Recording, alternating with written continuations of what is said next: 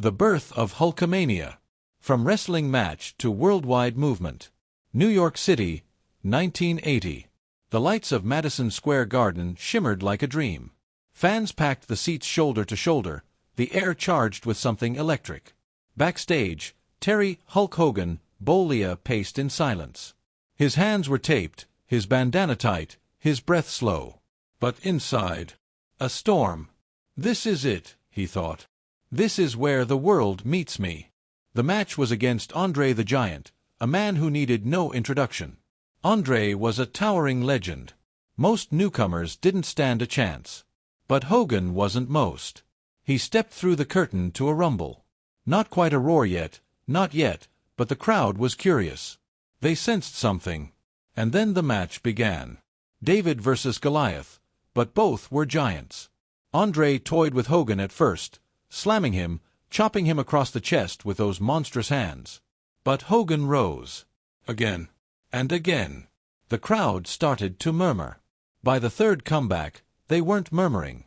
They were screaming. And then, against all expectations, Hogan body-slammed Andre. It wasn't clean. It wasn't pretty. But it was real. He lifted the immovable. And in that moment, the myth was born.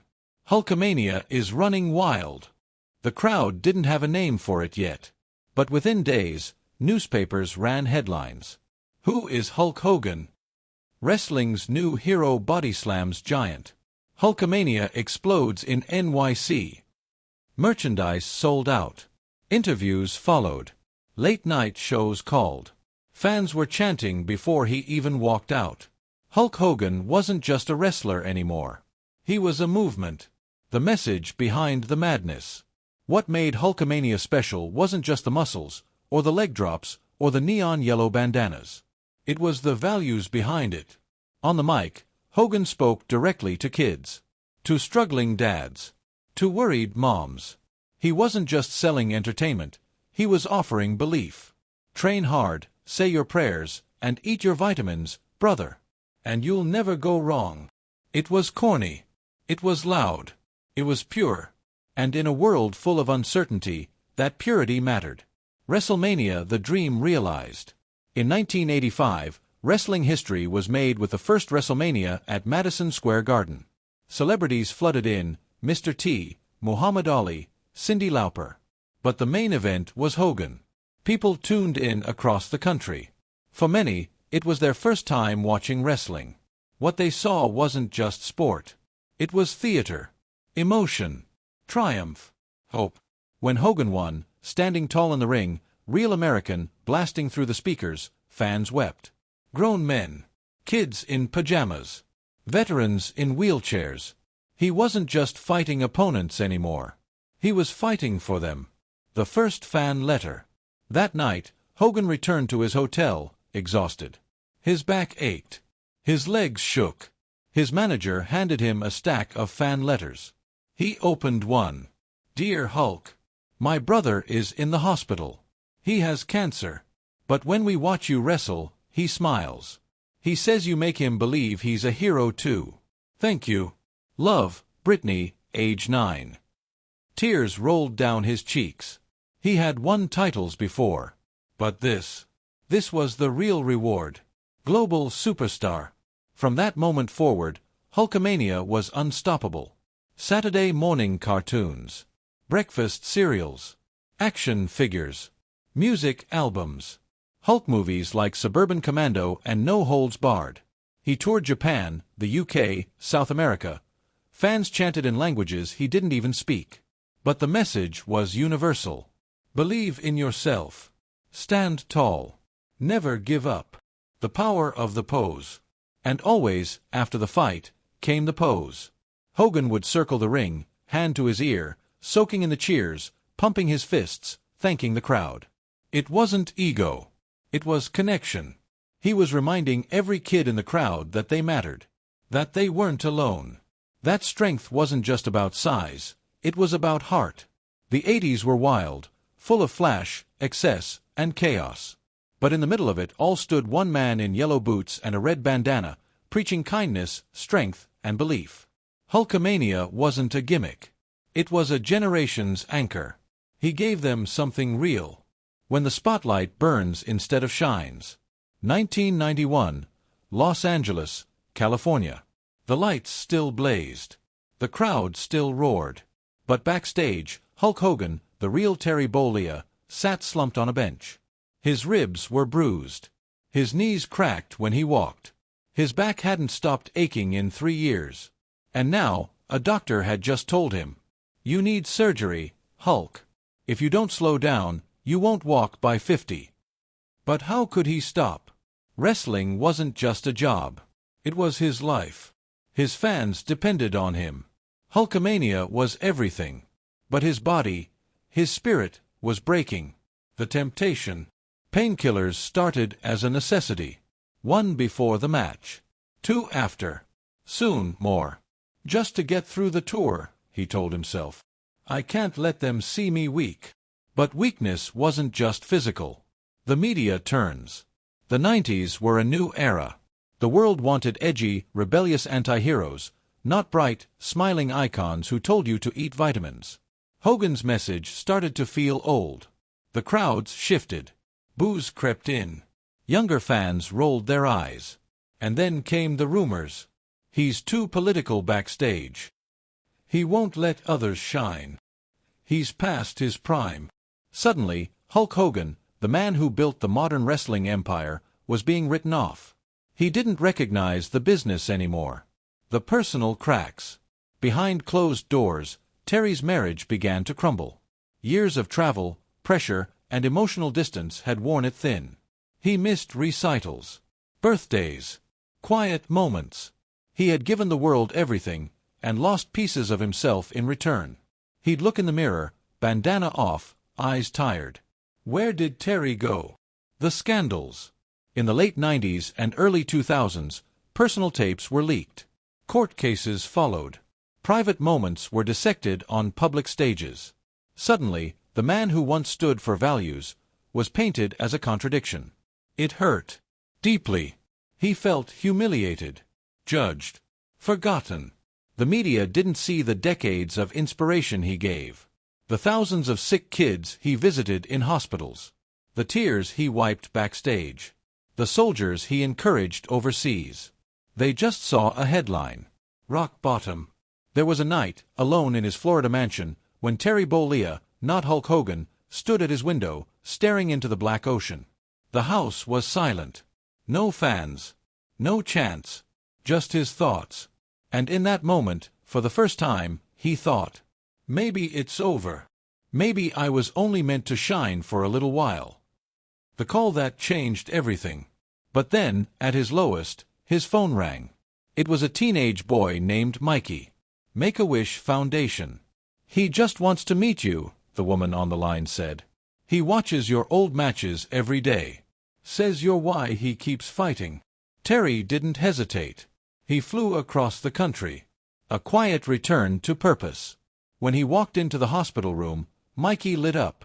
Skinny, pale, weak, but smiling. You're still my hero, Mikey said. I don't care what people say. Hulk Hogan is the man who made me believe I can beat this. Tears fell. Terry hugged him tight. That moment, not WrestleMania, not the movies, not the roar of 90,000 fans, was the most powerful match of his life. He flew home and began to rebuild. Healing the Hulk. He got clean. He started therapy. He reconnected with his children. He began speaking openly about mistakes and the price of fame. Not to protect his legacy, but to help others protect theirs. He apologized to those he had hurt. He made peace with Vince McMahon. He trained again, not to wrestle, but to move without pain. Returned to the ring, not for gold, but for love. When Hulk Hogan returned to WWE in the early 2000s, the reaction shocked even him. The fans cheered. Louder than before. Stronger. Deeper. Because now they weren't just cheering the hero. They were cheering the man who had fallen and risen again. True greatness isn't about never falling. It's about how you rise when the world stops watching. How you live after the glory fades. How you find meaning when the lights go out. Terry Bollea didn't just survive. He grew. From icon to outcast. from pain to peace. And in doing so, he gave us something even more powerful than Hulkamania. He gave us humanity, the immortal years, redemption, legacy, and the peace that follows the storm. A new dawn in Clearwater. In a quiet house by the ocean in Clearwater, Florida, Terry Bollea wakes up early now.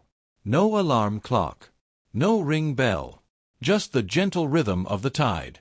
He walks barefoot to the sand with a cup of green tea, watching the sunrise break over the waves. He's not Hulk Hogan right now.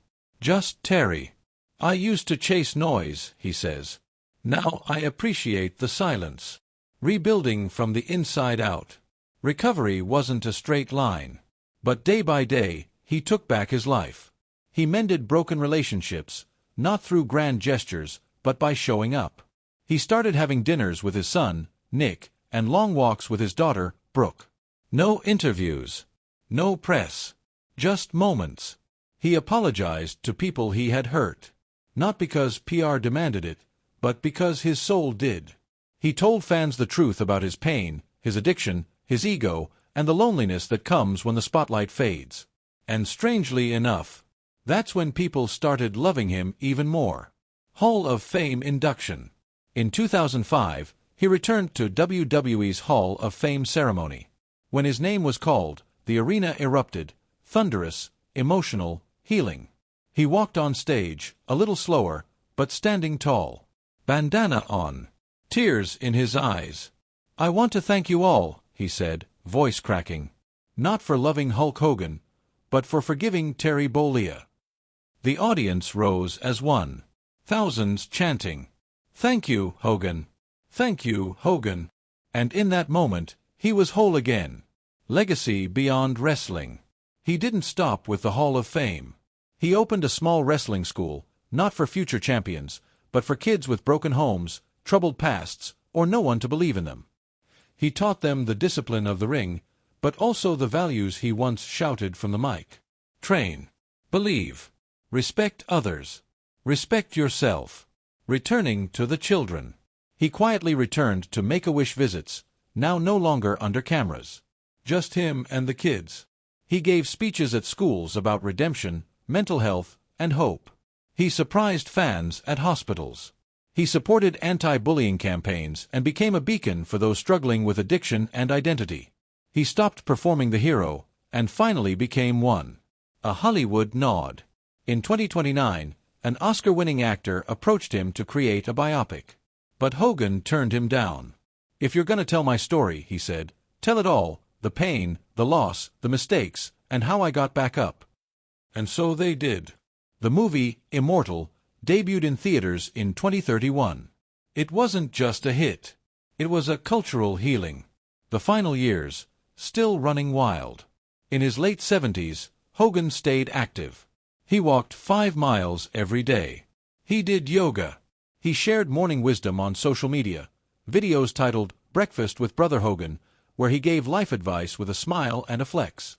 "You don't have to lift 500 pounds to be strong," he said. "Just lift the people around you." He became the old lion, slower, wiser, still beloved. The peaceful goodbye. When he passed peacefully in his Florida home, aged 81, the world paused. Not in shock, but in gratitude. Newspapers ran headlines like, "From icon to immortal, Hulk Hogan leaves behind a legacy of redemption and hope. He wrestled the world and won back his soul." Hogan wasn't just a wrestler, he was ours. A statue was unveiled outside Madison Square Garden. Hogan, one hand cupped to his ear, the other raised high. On its base, the inscription read, "Train. Believe. Rise again." Some say that in the afterlife, there's an eternal arena. And when Hulk Hogan walked through its gates, the crowd of legends stood and clapped. Andre the Giant. Randy Savage. Roddy Piper. Ultimate Warrior. They lifted him on their shoulders. "You did it, brother," Andre says, laughing. "You made 'em believe." And up there, somewhere beyond the stars, Hulk Hogan hits one last pose, hand to ear, chest wide, heart full. And the roar. The roar never ends. This isn't just a story about wrestling. It's a story about falling hard and rising higher. About how even the brightest stars can lose their way, but with humility, love, and time, they can shine again. Terry Bollea wasn't perfect, but he showed us what true strength looks like. Not in muscles, but in forgiveness, in healing, in love. And that's why Hulk Hogan, the man, the myth, the message, will never die. This is Dark Case Diaries. Subscribe, like and share. See you again next time.